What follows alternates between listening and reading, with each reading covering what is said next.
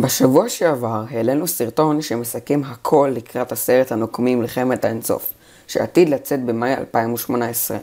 לפני שנתחיל את הסרטון, כל מי שלא ראה את כל הסרטים ביקום הקולנועי של מארוול, שזה 17 סרטים עד עכשיו, שיעצור את הסרטון וילך לראות אותם מיד כדי שלא יהיו לכם ספוילרים. דבר נוסף שהסרטון לא יכיל הוא את סיפור האבנים בקומיקס, כי יש באמת הרבה סרטונים על זה, והקומיקס די שונה מהיקום הקולנועי. אז בואו נתחיל עם אבן האינסוף הראשונה שנראתה בסרטים, הטסרקט. אגב, טסרקט למי שלא יודע זה צורה תלת-ממדית של קופסה.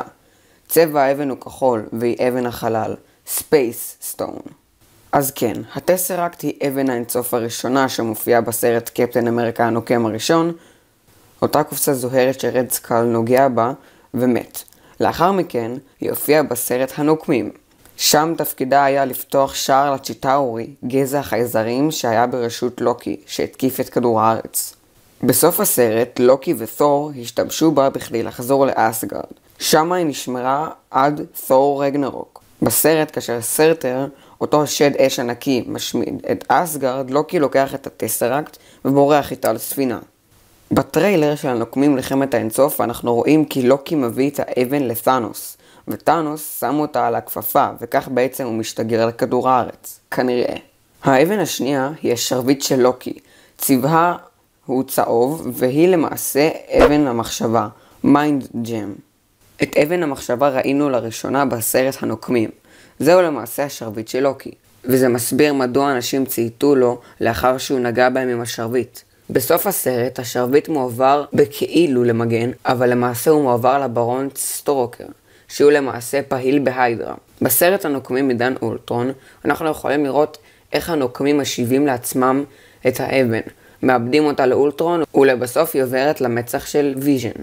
וכך למעשה היא ממשיכה איתו לקפטן אמריקה מלחמת אזרחים, ועד למלחמת האינסוף, שלפי איך שזה נראה בטריילר, להב אורב, אחד מחברי המסדר השחור של טאנוס, שולף לו אותה מהמצח וכנראה הורג אותו.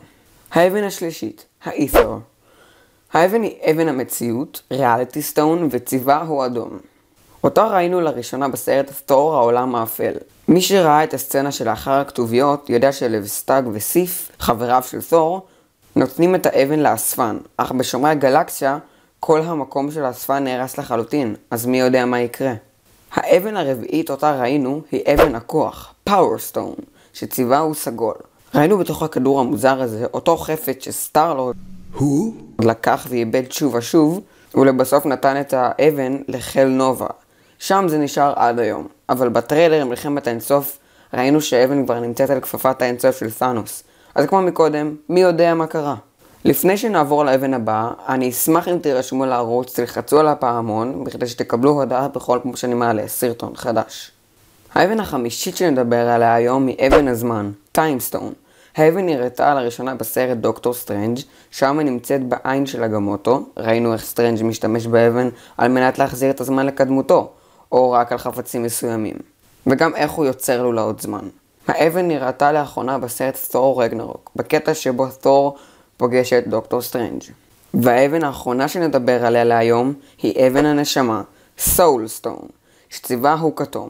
עליה אין ממש מה לפרט בי, כיוון שהיא עדיין לא נראתה ביקום הקולנועי של מארוול, ועל פי שמועות היא נמצאת בוואקנדה, מה שמסביר את הקרב הגדול שמתנהל בטריילר, אותו קרב שמתנהל בוואקנדה.